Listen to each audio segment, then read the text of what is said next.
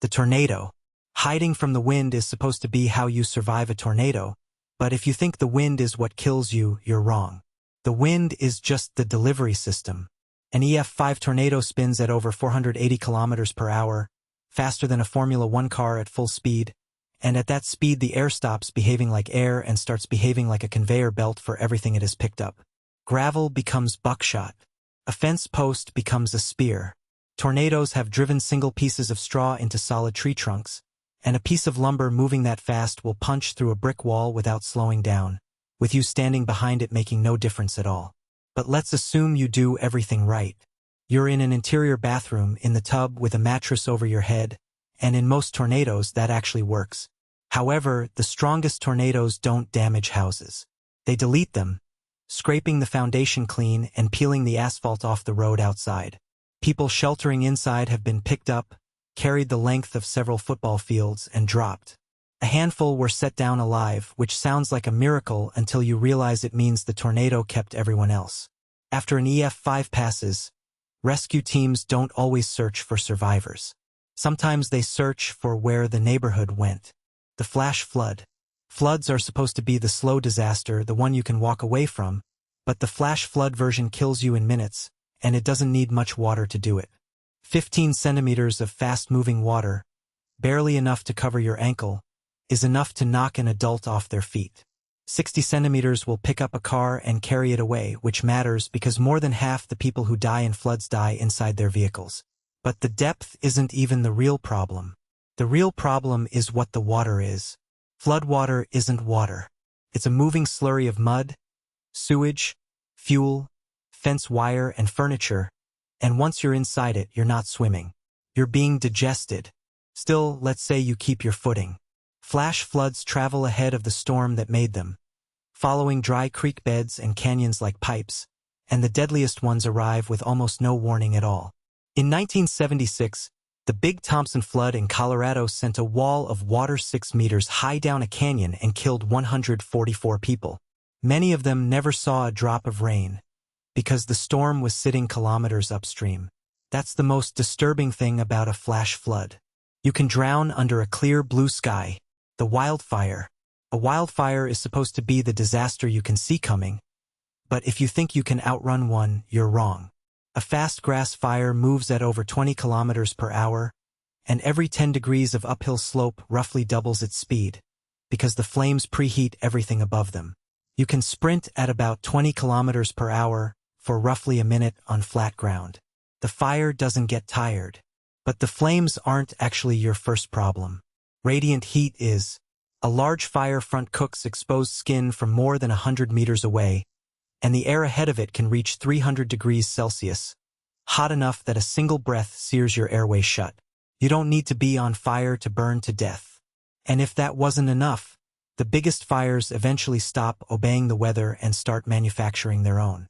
A firestorm generates hurricane-force winds that feed it, spins off tornadoes made of flame, and builds thunderclouds out of its own smoke, and those clouds then throw lightning and burning embers kilometers ahead of the fire front. Which means the fire you're running from isn't just behind you. It's already landing in front of you. The avalanche.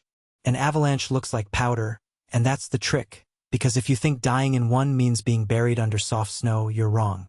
A slab avalanche reaches 130 kilometers per hour within about 5 seconds. And while it's moving, the snow behaves like a liquid. The moment it stops, it sets like concrete. Victims are routinely found frozen in place mid-swim, unable to move a single finger. If you're not wearing a rescue beacon, your survival now depends entirely on strangers guessing where you are, and the math is brutal. People dug out within 15 minutes survive about 9 times out of 10. After that, the odds collapse by the minute.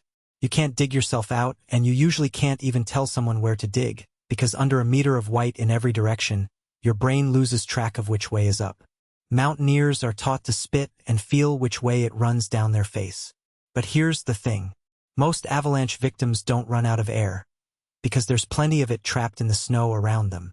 Instead, your own warm breath slowly melts the snow in front of your face, and that meltwater refreezes into a smooth shell rescuers call an ice mask.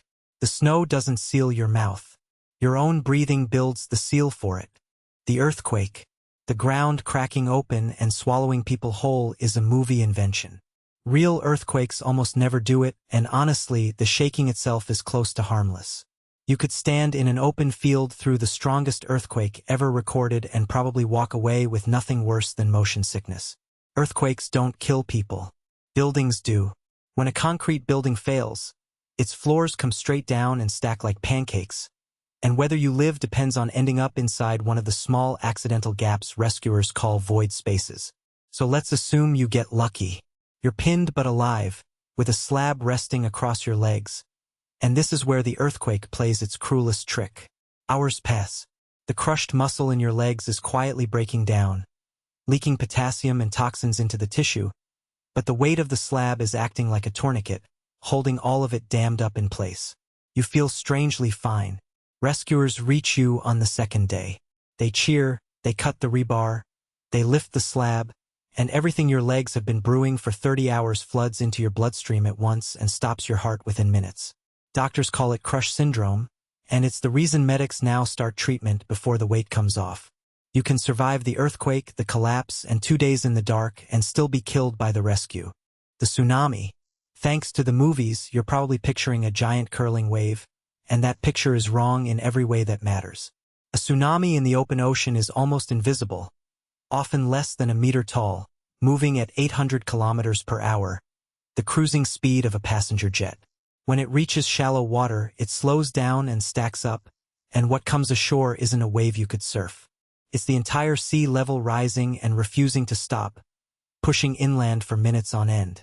Often the ocean pulls back first, exposing hundreds of meters of seafloor, and throughout history, people have walked out to look.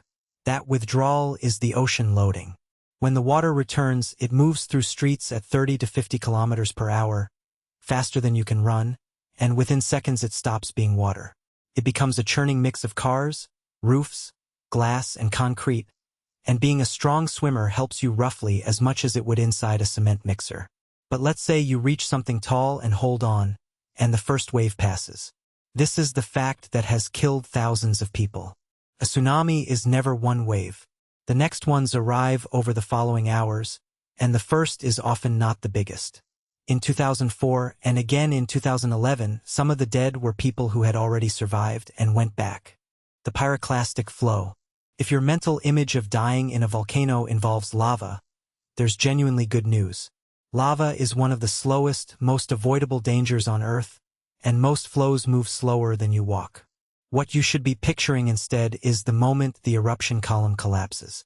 A pyroclastic flow is an avalanche of gas, ash, and rock at around 700 degrees Celsius, hugging the ground at speeds that can pass 400 kilometers per hour. You can't outrun it, you can't outdrive it, and you can't count on water to stop it because it has crossed open sea to kill people on other islands. At that temperature, you don't burn in any way you'd recognize.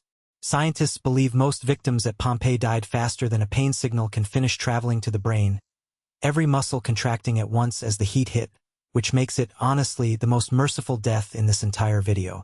But in the nearby town of Herculaneum, the flow was even hotter, and it did something stranger. In 2020, researchers examining one victim found that the heat had cooked his brain so fast that part of it turned into black glass. It's the only human brain ever found preserved that way, anywhere on Earth, and to this day, scientists can't fully explain why it happened to him and no one else.